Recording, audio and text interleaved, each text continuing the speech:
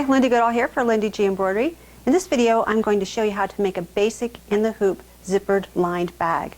Now, instructions vary for different bags, so you'll need to pay attention to your instructions, but I'm going to show you how to make these bags. And actually, these bags are all the same design, they're just different sizes. Now, you can't resize an in the hoop project to make it bigger or smaller because it'll rearrange the proportions for the zipper. In fact, I can't even do that in my digitizing software. I have to recreate the whole bag.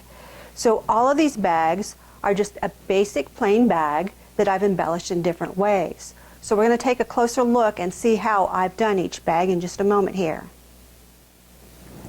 So here's a basic version. This fits a 5x7 hoop, and it has a zippered opening. It's lined, and there are no exposed seams. The zipper itself is not exposed, and I've just added a couple loops. In fact, these loops happen to be ribbons, so there's no extra work involved. Very plain. No other hardware or anything.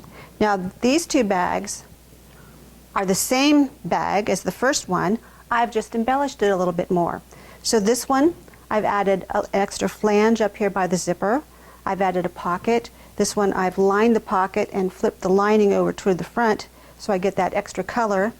And I have another pocket on the back, and I have a long strap. This same one has been done this way, but instead of having a fabric pocket on the front, I have a vinyl pocket. So now I can use it for a name badge when I get ready to go to Quilt Festival next week. So there are square versions of the bag. So this one is a 5x5, this or 4x4 or something like that. This one's a slightly larger one. This one too has an embroidery design on it. Now the embroidery designs that are on the front of these bags are not included because you might not want that. It might not work with your fabric. If I was stitching this design but I was using this fabric, it wouldn't look very good. So these are just designs I have from my stash. This one happens to be Royal Filigree. It's one design that I've mirrored and rotated to fit. This one has no design on it. This is the design we're going to be redoing in this class or this video. Larger versions are available. This is sort of a suede cloth kind of fabric, and I've used a floral design, but I've stitched it in gray to coordinate with my fabric. Here's a similar bag, slightly smaller. This is the only bag that I've only used one fabric on. Usually I like to mix and match my fabrics, and you'll notice that the inside is a different color, and really all that is the back side of this kind of suede cloth fabric. So I've done that on the back, and you can see that, and it's got some hardware loops up here. Other size bags, we have a large plain square one, a tall skinny one that I've added some text on there with Embrilliance Essentials and some BX fonts. This is the dot font. This is an interesting one. Last week I took a class with Terry Geiger at my local quilt guild, and we learned a technique called melt and blend, and these are crayons. So I've melted crayon into here, and this is from Pen and Ink Flowers, and I've treated it like a raw edge applique. This is a larger one yet. This one you probably can't see the design in here, but I've got a quilting design in a stitching that kind of coordinates with my fabric, and I've added foam behind here so it has a really puffy dimensional look. And here we have the largest version in the collection, and you'll need one of the new Baby Lock or Brother machines to stitch this one. It's just huge, and it too has a pocket on the back. I really like the pockets on the back. They're an easy add, and it just has a loop on the side. So we're going to look at how to make these, but first let's look at a few more advanced ones. This is a 3-zippered bag, and it too has fabrics on the back, and it uses a similar technique. And here's the smaller one. And you can see the smaller one is already dirty because I've adopted this one. And I've just used a purchased strap. This is just a purchased leather strap, and because it will hook on, I can take it off and put it on any of my bags that have these loops and hooks. So that makes it really nice if you want to have a collection of bags that you use and coordinate with your garments. So now we'll take a look at how to actually construct the bag. So this is the bag we're going to make, and as I said before, all the steps are exactly the same for all the bags. The only difference is the size, so this will just sew up faster. And we're going to do a little variation on this. Once again, it's fully lined, no exposed seams, no exposed zipper. We're going to put a pocket on the back. I'll show you how to put the flange down, but we're going to skip that part. And I think we're going to put a loop on the edge. So I've already stitched the first color change. And really, the important part here is not what happens at the machine. It's how you place your fabrics in the hoop and in the right order. So I've already prepared all my fabrics. I have them stacked and ready to sew and place. And the first thing we're going to do is place the zipper. So you want to have a zipper that's at least 2 inches longer. And this one, actually this one might work. So I think I'm actually good. No, I don't want to use this one because it's the wrong color. This one's black, and I want to use this dark blue because I have a dark blue fabric. So you can use a really long zipper, and rather than centering it and having ends cut off, I'm going to move it towards the edge so I have a nice long piece that I can use for something else. And I like to place that down with Wonder Tape. So this is a sew-through water-soluble tape. And I use a lot of this stuff. And I do have my stabilizer already hooped and sewn, as I mentioned. This is a fusible, and this is a cutaway. So this is soft and sheer from Sulky. So it's the same thing as a no-show mesh or something like that. So we'll just cut that off, peel off the paper. Then I'm going to place the zipper down. I want to make sure that the ends of the zipper are outside the sewing field. And nothing is going to sew outside of this placement line. So I think I should have said something about the placement line. I kind of skipped that part, didn't I? You might be able to see these little indents. And these little indents are guides if they're covered in the instructions, and they're just helpful placement points if you need to center your fabric or place any straps. And what I would do is I would just extend those marks out onto my stabilizer. So I've got that zipper placed down. I like to have my pull on this side, my right side. But you can have it the other way, it doesn't make any difference. And I'm going to tape down the ends. And that just keeps them from, I'm going to try to get that out of the stitching line. This is just blue painter's tape. You can stitch through this, it's no big deal. I just want to keep those from flopping around. And I like to move the zipper tab in where I can see it, because then I will remember to move it when the time comes. So I'm just going to place that back in the machine, stitch the next color. So I've stitched color 2, it's in orange, and you can see where I've tacked the zipper to my stabilizer. And now I'm ready to start placing my fabrics. So I'm going to start by placing the lining fabric for the top piece. And I'm going to place it face down, right side down. And you can use your stitching lines as a guide. So I'm placing the raw edge right up next to that original placement line for the zipper. Tape that in place.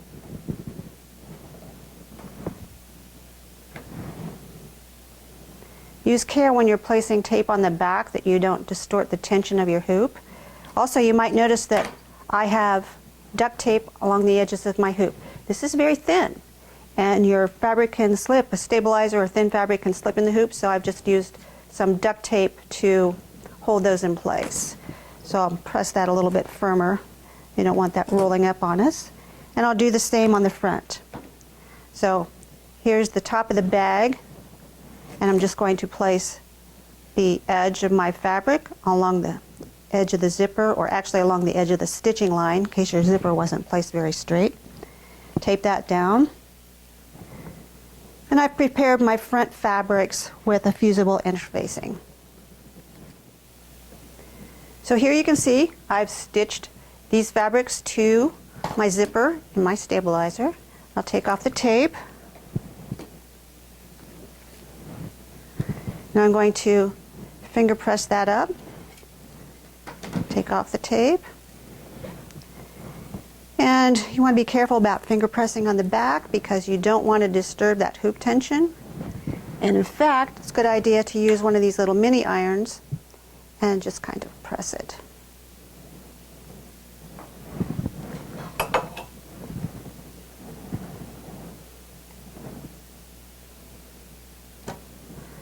And we'll just tape that down. I'm going to make sure your ends aren't curled up because if they're curled up, they can catch on the bed of your machine and get stuck to the bed of the machine.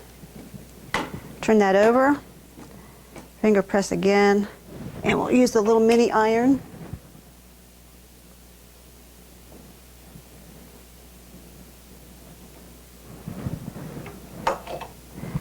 Now if you look at where the stitching line is here, you can see that I have quite a bit of fabric up here that's going to be cut off. I like to have that extra fabric there because I can put a pin up there. And a pin is going to just hold these fabrics more securely than tape.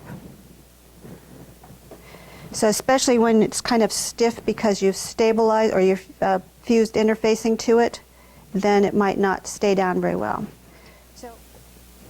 So I've top stitched just next to the zipper and I've basted along there. I'm going to take the pin out, but I'm going to leave the tape on, especially on the back, because you don't want this to get folded down and caught later on.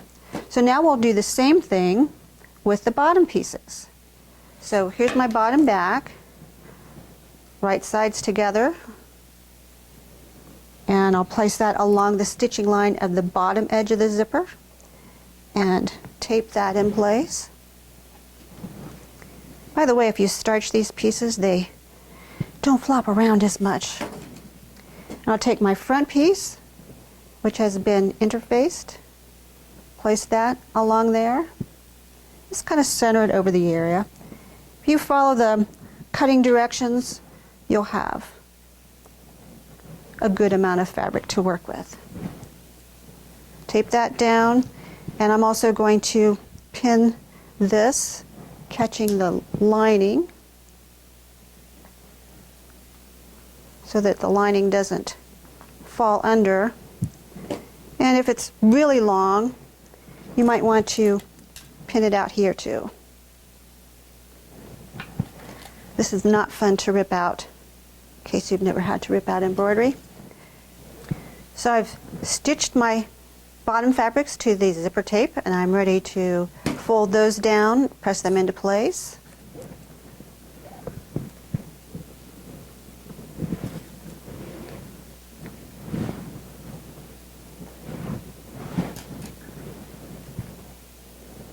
Now I've been using orange to stitch the rest of the bag, and I could switch to a different color for this next step if I wanted to match my bottom fabric, but I think I'm just going to stick with orange.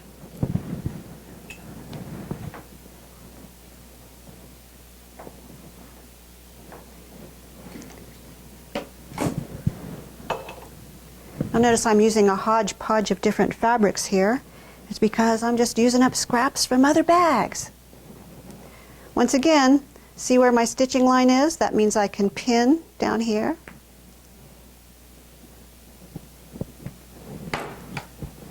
And I just find that the pins are more secure than the tape.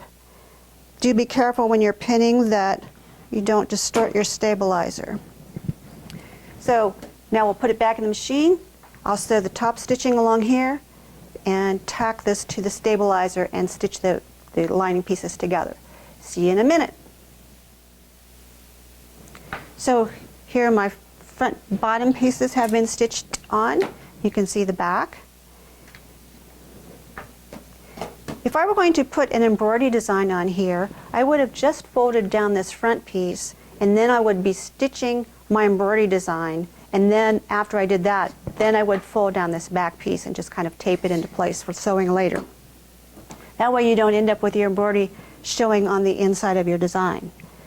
So the next step is we want to move our zipper in, and this machine, I have a baby Localissimo that I'm working with, and when I stitched my zipper on, it will actually trim in between moving over to the other side.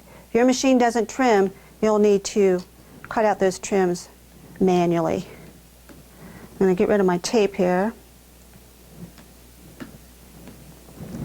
Well, we don't really need to get rid of that tape yet. So I'm going to move my zipper in. Here's the edge of my design. Here's my zipper tab. So I don't want it too close to the edge, but I want it far enough in so that I can turn my bag right side out. Now I've made a little loop. I'm just going to fold the loop in half, and I'm going to, I think I'll just put it right above the zipper there. And I want to put tape over the stitching line. And the reason we do that is that way there's a little ramp for the presser foot. If the presser foot would hit this and doesn't glide over it, then it could just push it out of place. So we want to make a little ramp. And you can do that just by placing your tape over that stitching line. So there's my reinforcement stitching. It actually goes all the way across the top and then back, so that if you add straps or any loops across the top, they'll be secured in there. Now what if you put something, say you want a loop down here and there's no reinforcement stitching? Well, you can just do that when you take it out of the hoop, but before you turn it right side out. So you would do that at your sewing machine. I'm going to get rid of that tape. And now I'm ready to layer on the final pieces. And we're almost done. Now my machine said it would take 7 minutes to sew. And maybe the sewing time was actually 7 minutes, but from the time I first put this in the hoop till I get done, it was not 7 minutes. So, once again, we're going to turn it over. We're going to layer our lining pieces on. I have 2 lining pieces. They're folded in half, and I'm going to place the top one on first. Just making sure that I cover my placement guides by about 1/4 inch. You want to have this overlapping maybe 1/2 inch or so. So can you see how there's the edge of my top fabric and here's the edge of my bottom fabric, and I'm going to overlap those a bit. You want to tape those down pretty good.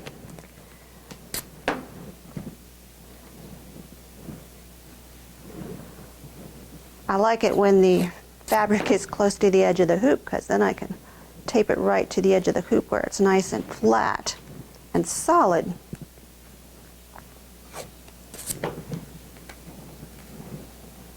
We don't need to worry about the middle. Everything will be fine there. We can use that more tape.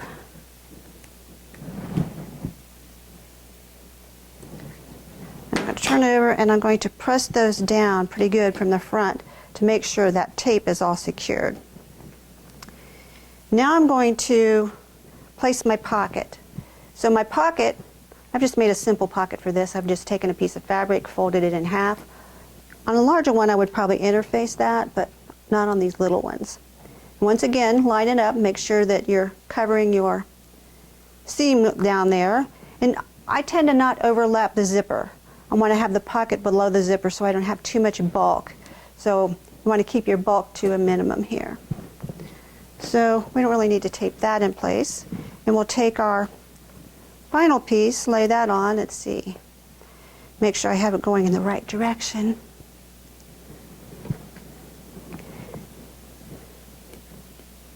And we'll tape that down.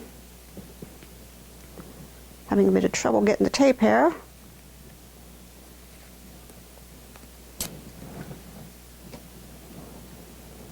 And it's no big deal if you stitch over the corners of the tape, because it peels off quite easily. Now you do want to make sure that you don't have a lot of bulk in there, because the more bulk, especially on these little ones, the more trouble you'll have getting your bag to be flat when you're done.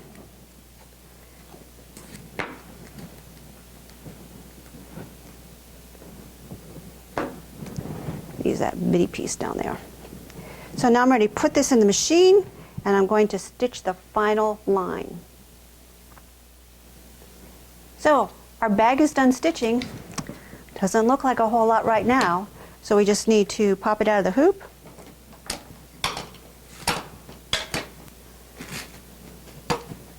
Peel off all the tape.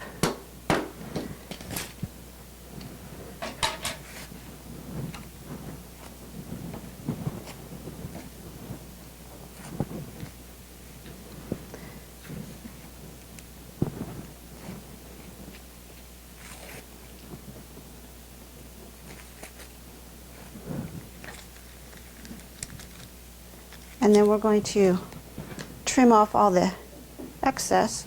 Got some tape under there.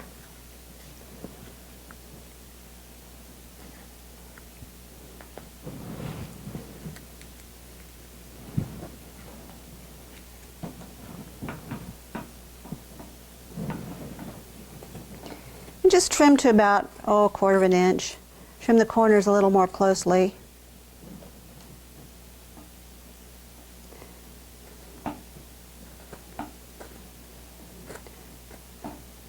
If you have pockets on both sides, you're going to have a lot of bulk in those lower corners, so you might need to grade your seams.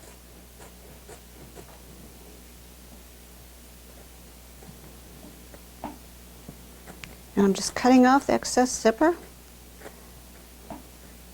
I like to get the extra long zippers because you can actually get extra zipper pulls that you can put on your leftover zipper.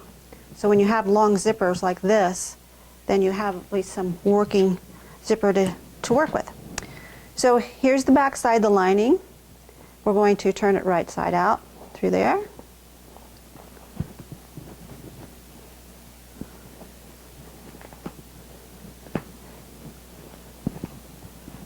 Now it's technically inside out.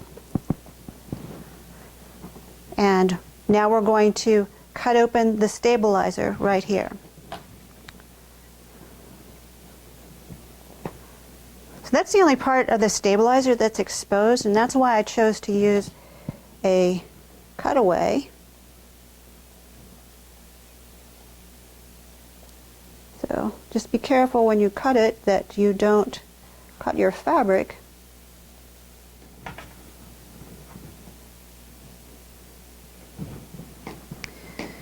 So now we're going to turn it right side out.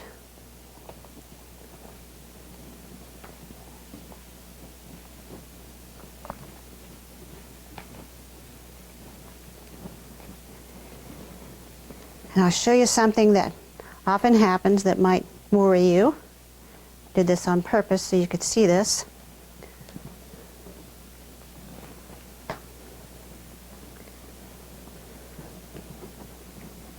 I'll get it all finished up later. But look, my pocket is on the front side. I wanted it on the back.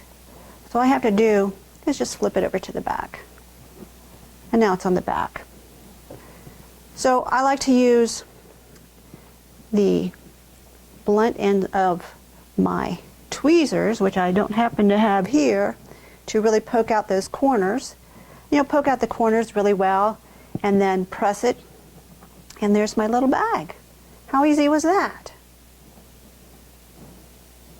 So there's a whole lot on this collection. You can get them individually, or you can get the whole collection and have 10 different sizes that you can embellish any way you want and use your little scraps. I mean, really, your zipper is the biggest expense, and if you buy those in bulk online, they're not all that expensive either. So these make great little gifts, stocking stuffers, or little money bags. You could line the inside with RFID fabric and protect your credit cards, and all sorts of things you could do with these little bags. So give it a try.